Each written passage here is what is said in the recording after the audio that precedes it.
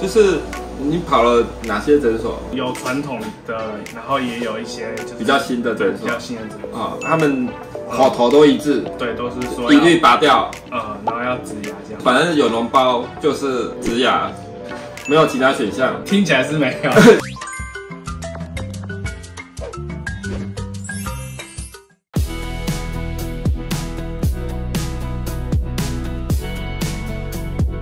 张先生你好，你好，你好。那当初是什么问题来我们诊所？因为当初在做牙齿矫正，那有发现有一个之前做根管治疗的牙齿，然后有囊肿，那有跑一些医院，跑了诊量，然后跑了几家，3家的诊所就是照 X 光之后看完就是说，那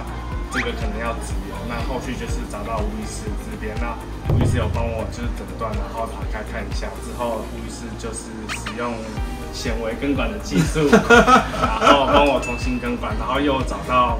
比较多的牙根没有未处理的部分。是，就是你跑了哪些诊所？都是牙医的诊所。我知道哈，3家的有传统的，然后也有一些就是比较新的诊所，比较新的诊所啊，他们口头都一致，对，都是说一律拔掉，然后要植牙这样。植牙就是反正有脓包就是植牙，没有其他选项。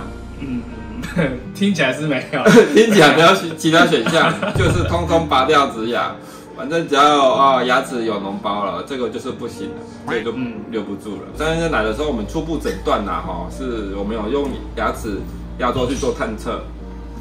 事实上是没有看到裂痕 ，X 光也没有看到裂痕，只是下面长了一个很大的一个小包包，对，造成它外面有脓包这样子，所以我们初步先排除牙根裂掉了，对，所以我们就是想说跟张先生说，就是先做显微根管，之前做的以前早期做的根管，那也做10年以上了。对，然后去看的医生他是有说我的牙齿看起来是有裂掉，那每一个都这样讲，3间都是这样讲，对，就是反正为什么要讲裂掉嘞？因为这样子比较好拔牙，病人比较好说这样就是没辙了，跟根管的问题。跟根管清不干净的问题一点关系都没有，你就是裂掉了，就是拔牙，没有其他选项。所以我们真的看过很多牙齿就是这样子平白无故就这样子被拔掉了事实上很多原因当然根管的复杂性真的是很复杂，才会有显微根管的专科，所以它里面的结构有时候错综复杂很多河流。跟很多支流都交汇在一起，所以你要彻底的杀菌真的是不可能可是我们就是这样显微镜下我们跑了好几次，从过年前跑到年后，治疗3、4次，就是为了一颗慢慢的脓包慢慢的逐次的改善。当然也有找到额外根管，它这颗牙齿我们总共找了发现了5个根管，只有2个牙根，可是有5个根管，所以这些都需要花时间，然后我们就是跟病人配合。当然有些人因为可能要急着出国没办法配合，没办法花时间治疗的，然后我们当然是可能就是其他选项，可能就是拔牙啦那如果可以有心想要治疗的，事实上只要不是牙根裂掉，当然牙根裂掉我们有其他处理方式啦例如如果他2只脚，我们就是把1只脚拿掉。他另外1只脚，我们有些时候追踪下来10年，还是可以继续用，而且它之后矫正也可以做一些移动，不会说太大颗或太小颗。那牙齿裂掉还有其他的保存方式啦，所以我们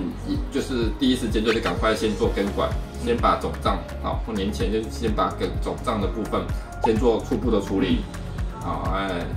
过年也没有不舒服啦然后慢慢的再清几次，确认它都没有再复发了，那我们就是把它封填起来，再追踪这样子。刚好他是我们助理的侄子啦对，也不是不能植牙，只是说当然我们助理也是很好心说给吴医师要不要问吴医师这样子，问到想说不好意思麻烦，不好意思麻烦阿姨这样子。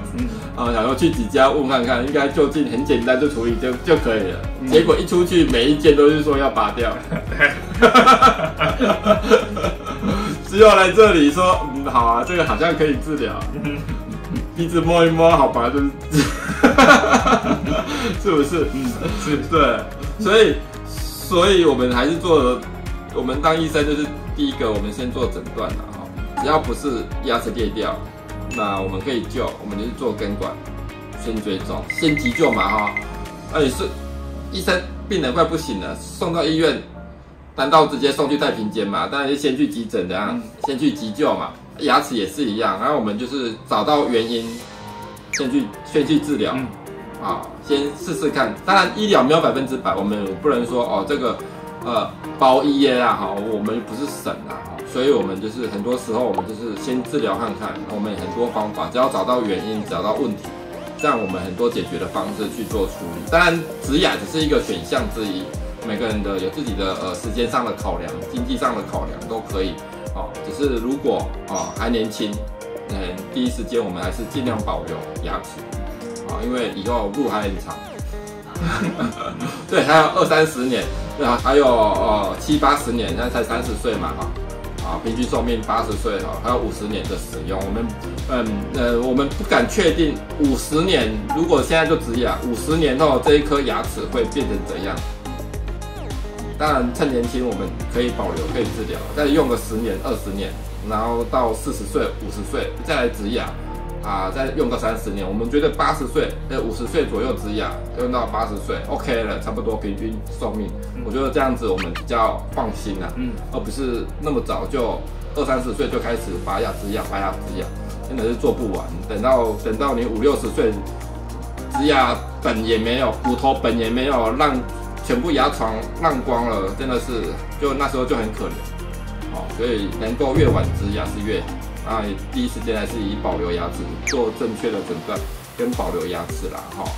只要时间可以配合，我们就是尽量治疗，这样。好，有什么话要说吗？就谢谢吴医师。还有吗？吴医师很帅。好，谢谢，拜拜。